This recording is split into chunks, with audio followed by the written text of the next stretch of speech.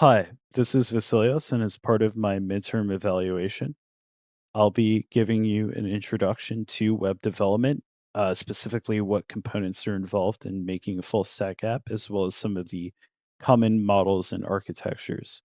So, the most basic model that we have in web development is a client server model. So, the client is where the end user views the website. Typically, so the client's also referred to as a front end, and the typical front end is the browser and for a web application. And the server or the backend is where the business logic of that web app is handled, as well as where the some, if not all, of the data is stored, unless you have a separate server, um, a database server. For example, this document database, since we use MongoDB in the class, which stores JSON objects as documents within collections, and you can run queries, CRUD operations on documents within each collection. Um, so starting off with the backend, there's many different, uh, or the backend or the server, there's many different languages that you can use to create and run a server.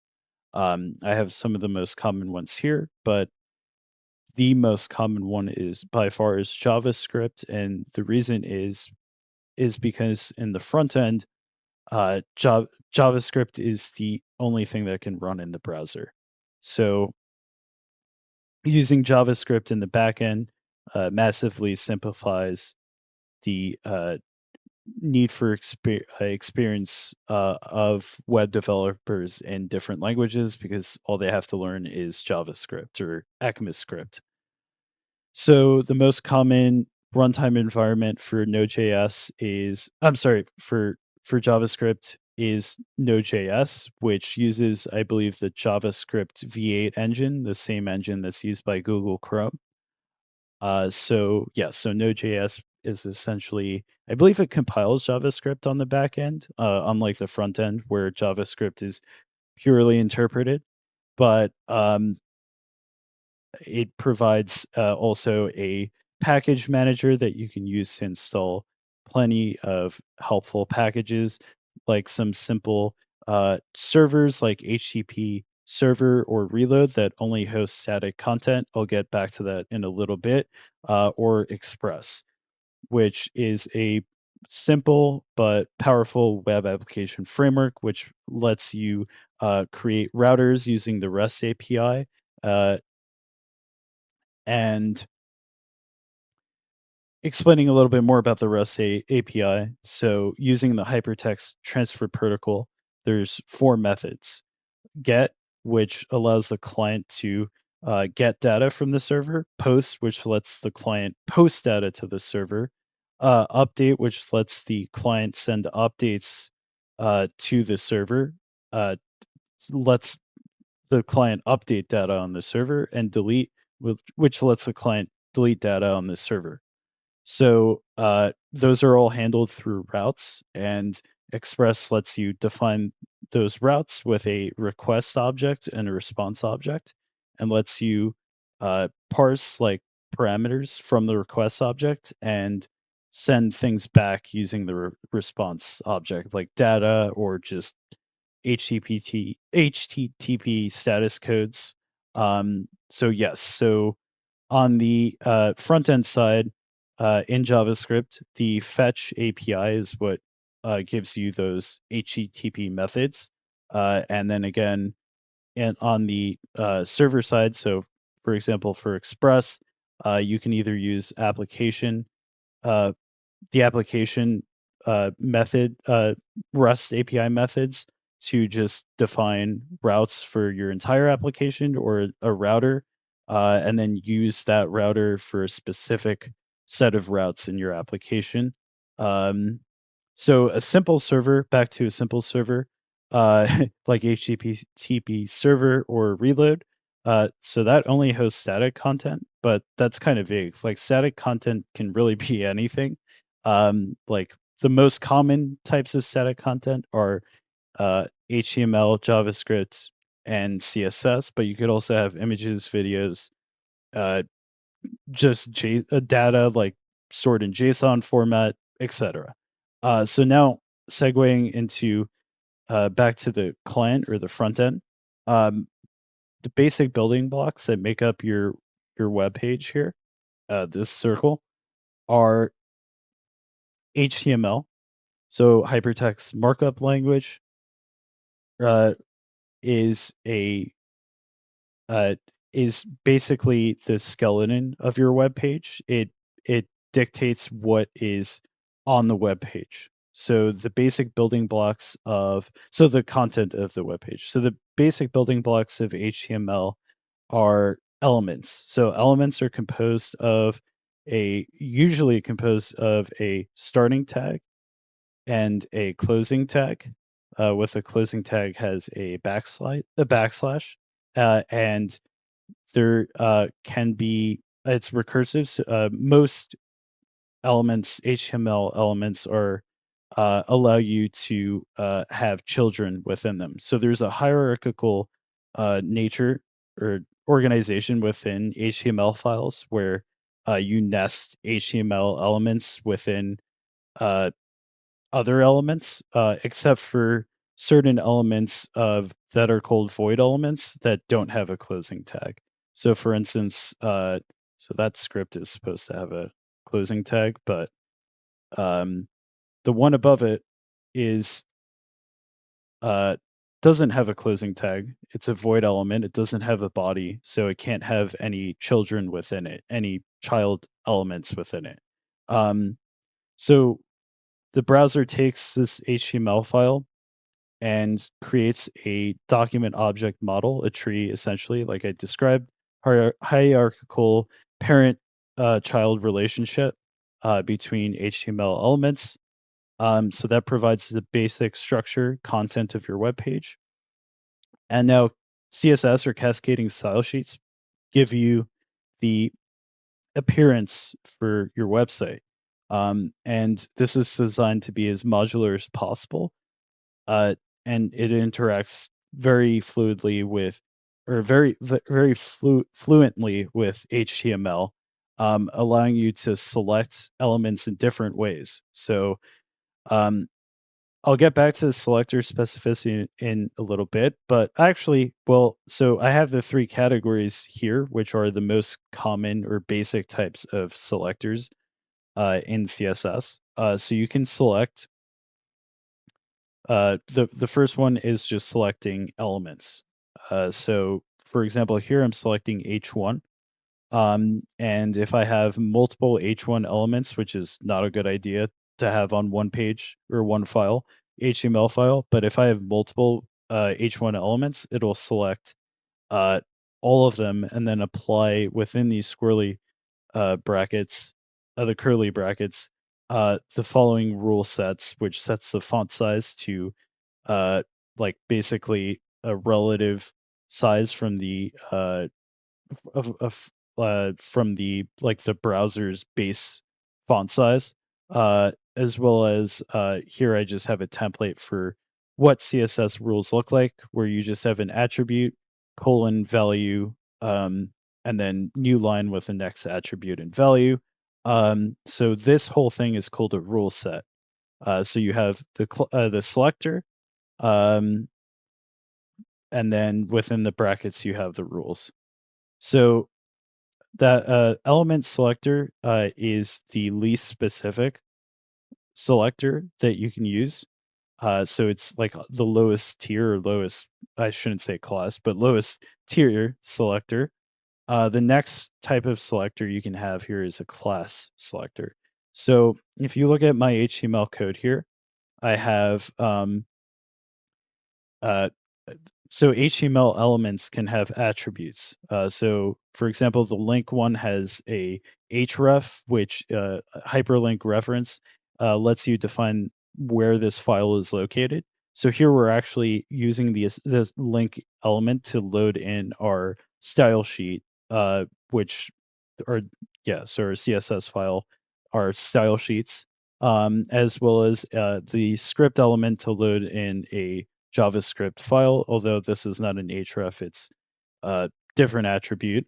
Um, So anyway, back to classes. So classes are an attribute that. So when we refer to classes, it's basically everything things delimit, delimited by a space, and you can define whatever class you want as long as it's like like I said, classes are delimited by a space. So we have two classes here, header and large. And you can reuse classes within a single HTML file as many times as you want. So IDs are another attribute, but the difference here is IDs are unique to a single element, a single instance of a single element, right? So if you have another H2 here, you cannot reuse ID anywhere within this document, not even with the same type of element. Um, so that means so classes are a bit more specific than element selectors since you have to define classes, but you can reuse classes for multiple elements and multiple instances of the same element. Uh, but ID selectors are the most specific. You can only use them once within a single document. Um, so going to JavaScript. So JavaScript is loosely typed, which means that it's not, and this kind of pairs with the second attribute, which is it's interpreted. So it's you won't get any compiler errors about types missing because there there is no declaration of types before runtime. So JavaScript is single threaded, and then as I mentioned, it can run in the browser.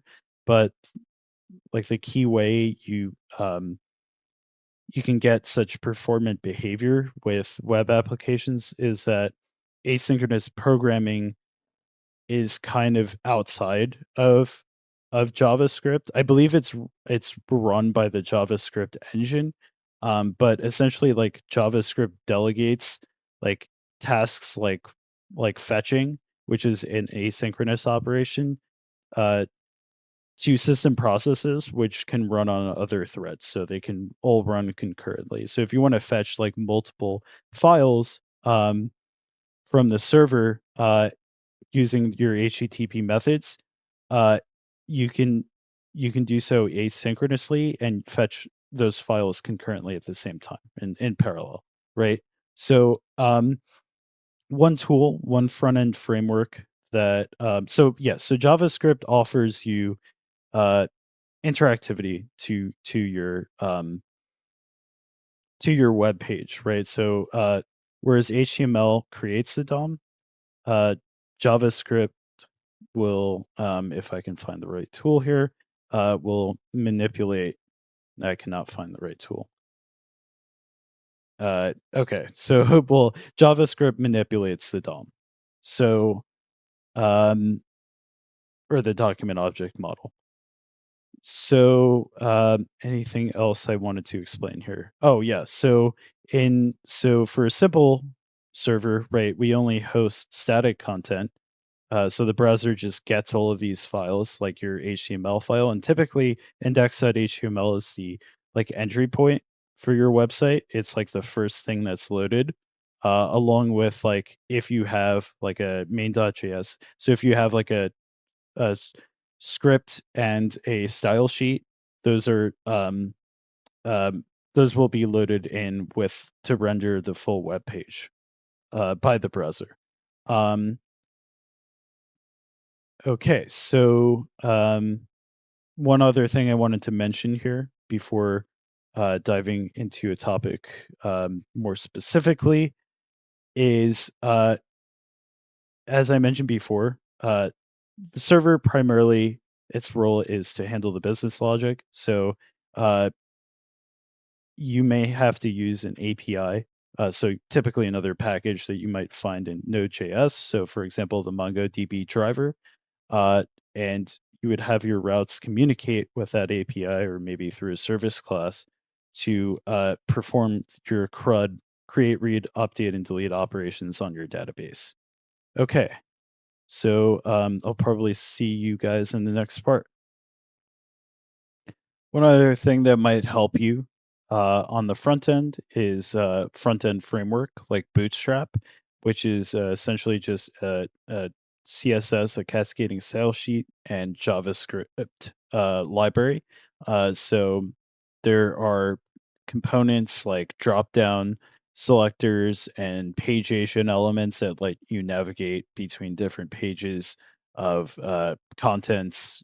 It's up to you to handle how you want to load those elements into the page, whether you want to reload the entire page and just go to a separate HTML file, or just manipulate the DOM in JavaScript and load in new objects, whether that's from uh, using CRUD operations from a database, or just whether they're just it's JSON data stored on the front end, like on the static hosted on the static portion of the server. So yeah, Bootstrap and other front end frameworks are very helpful for uh, just using predefined classes to especially the Flexbox classes and grid, more specifically the grid that Bootstrap adds with rows and columns that let you create layouts very easily for web pages. So, two related concepts I wanted to talk more in depth about are scope and closures within JavaScript. So, prior to ECMAScript 2015, also known as ES6, uh, there's only one way to declare variables, and that was with the var or var keyword. So, variables declared with var either have uh, global scope, so they're just global variables, or they have function scope. So they only exist within the definition of a function, within the curly braces of a function. So that block, that specific block, I should say. But so ES6 introduced both the const and let keywords. So consts are for declaring named constants, and let is for declaring variables. And both of these keywords allow for named constants and variables to be created that have blocks scope. So in this first code snippet here, you can see that so Y has scope within this entire snippet of code. However, X is declared within the if block and also the else block. And um, uh, since that's the scope uh, of X with whichever case is executed, which in this case, since y is initialized here, it's always going to be the else block. But in either case, this console.log x would result in a reference error because the x is out of scope here. So um, this works very similar to other languages. So definitely a massive step up from prior ECMAScript standards. Um, and this really allows for some interesting software design patterns. And what I love it for is logical code reuse. So paired with, I should have mentioned with closure. So just a quick definition of closure. So closure combines uh, a function with like the variables in its current environment. So like where the function's defined, essentially. And as you can see here, and this is snippet from my code from my second project for the course, but essentially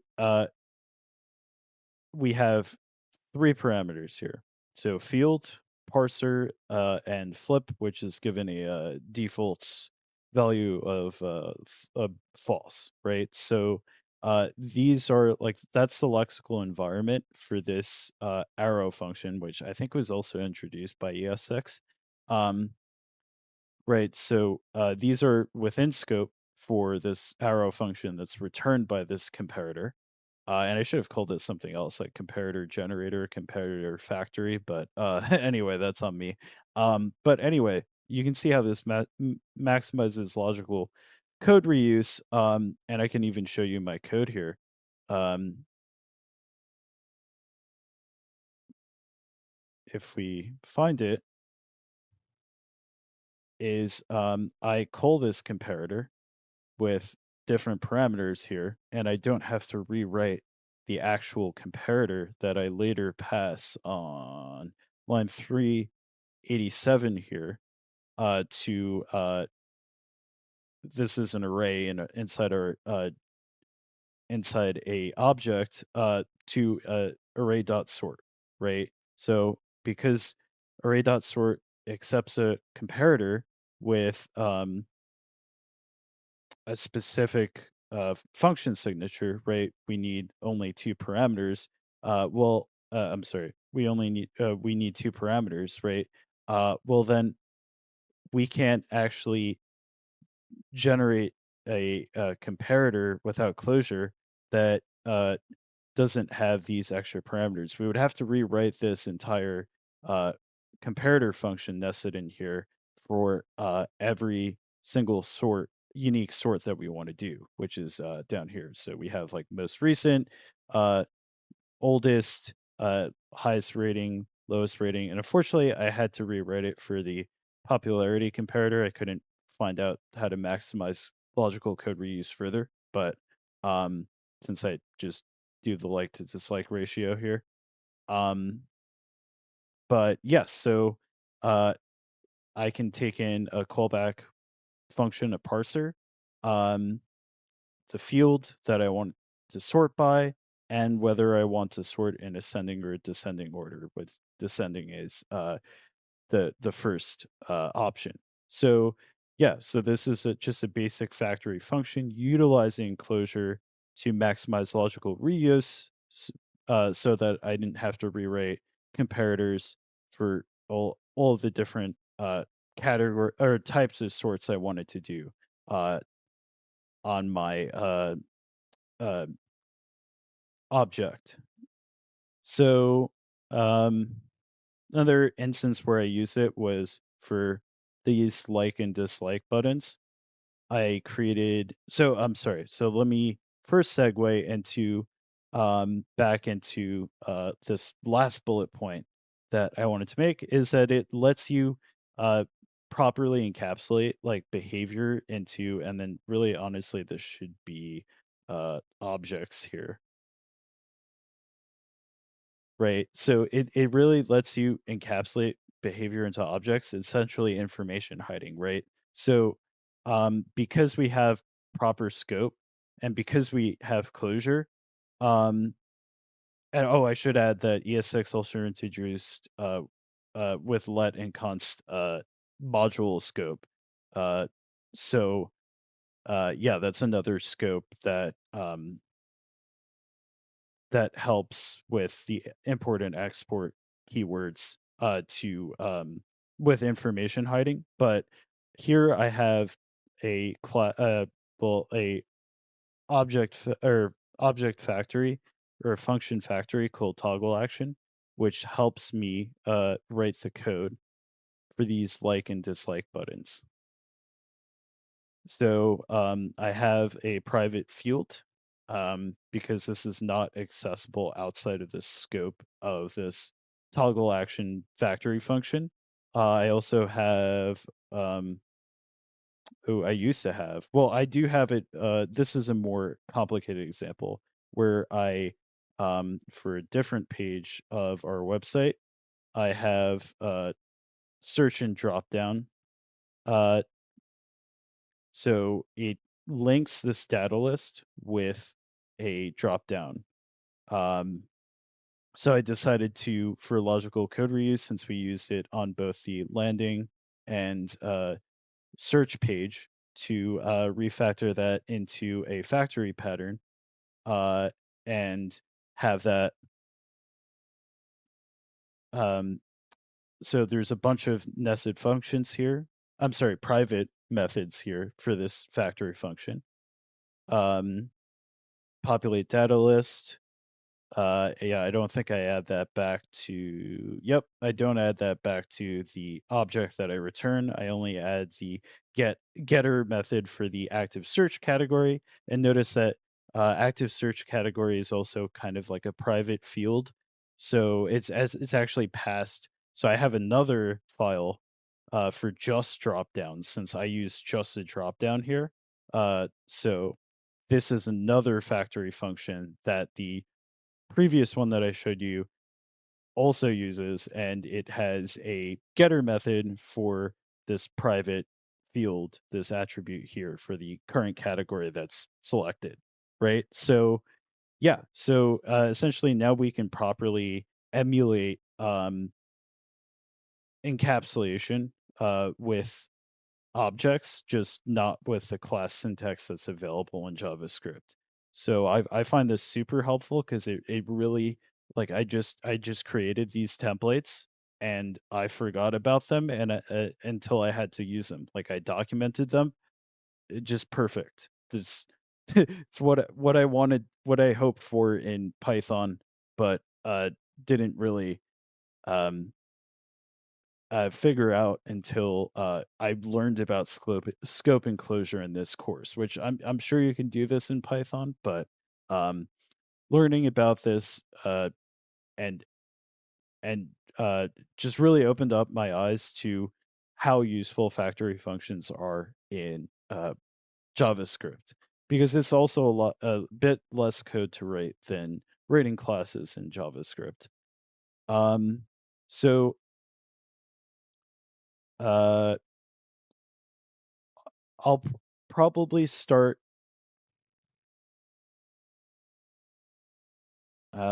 with explaining how the toggle action works, because I think the drop down is pretty clear, but the toggle action takes in two callbacks. So those are again two callback functions, an action and a reverse action, and it has an internal logic for making sure that the action only runs once, unless it's manually reset. So you can see run here if not has run, so the action will only run once. But you can reset the action, right? So what happens here is like will so if you like something and then like it again, it'll toggle the reverse action.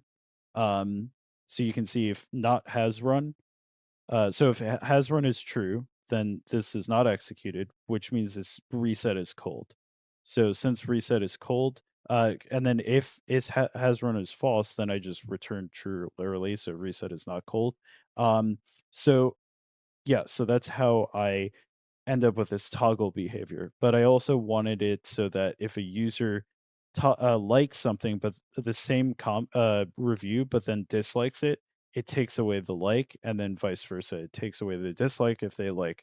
Um, so I'm planning to add a report button so that users can report comments that are inappropriate that the admin can then go and remove. Okay, so I want to add a new feature to my website. So I already have the toggle action factory function running for my like dislike button. So you can see it toggles the individual like dislike when you repeatedly click on it, and also for the inverse or reverse action between the buttons. So now let's do it for a report button. So we're going to start off. We're going to create a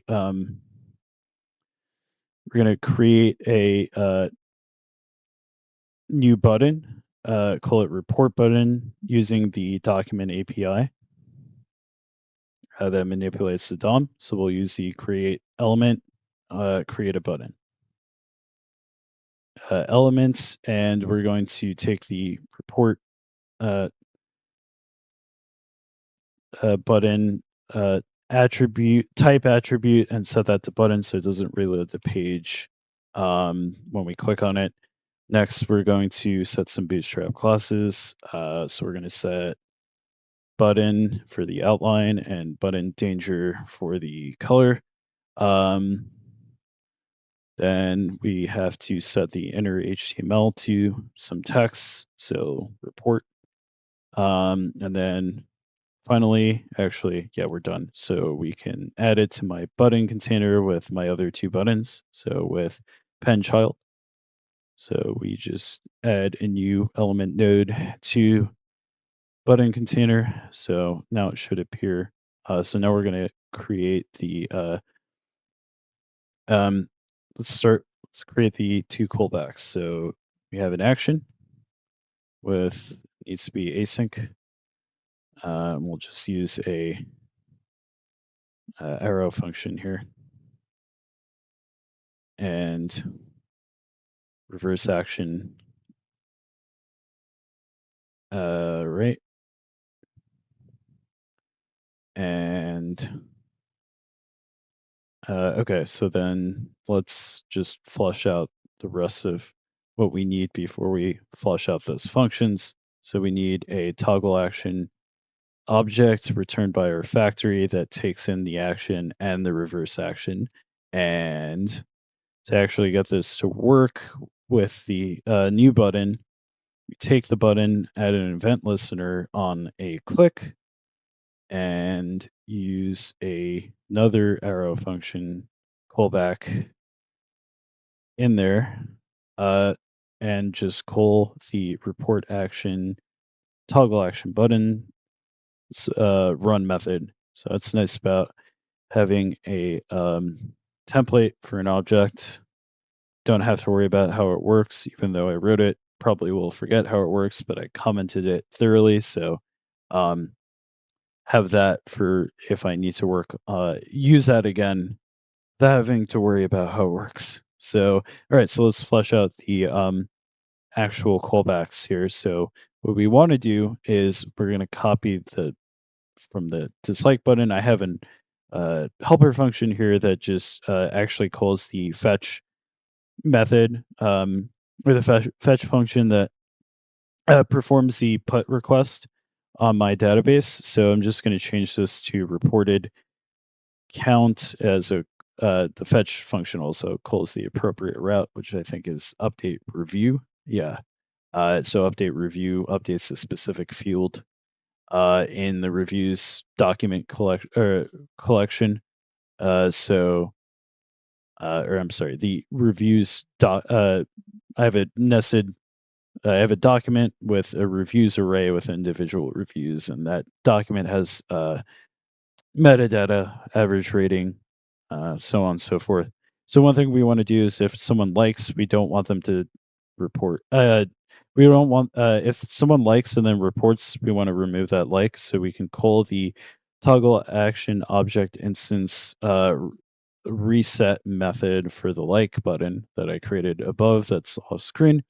If this response uh, so if the update was successful, and then we want to change the inner HTML here to reported, and then uh, yep, good, and then almost done. So um, we just want to do the same thing, copy and paste this for my reverse action, which is like when you just it defines the toggle behavior, but it also lets you like link like I did here. You could, since this is a available method, right, to call it for like this is how I do the like dislike to if you like and then dislike, it removes your like first and then vice versa. Um yeah. So we want to get rid of like action reset. That's not necessary for the reverse action. If they want to like again, they can do it manually. But we do want to change the button back to report from reported. So we can change this to yeah, whatever, that doesn't matter. But yeah, so let's see if it works. So this is click reported, see if this updated to 1. Great, updated to 1. Let's see if we click reported again. Refresh should go down to 0.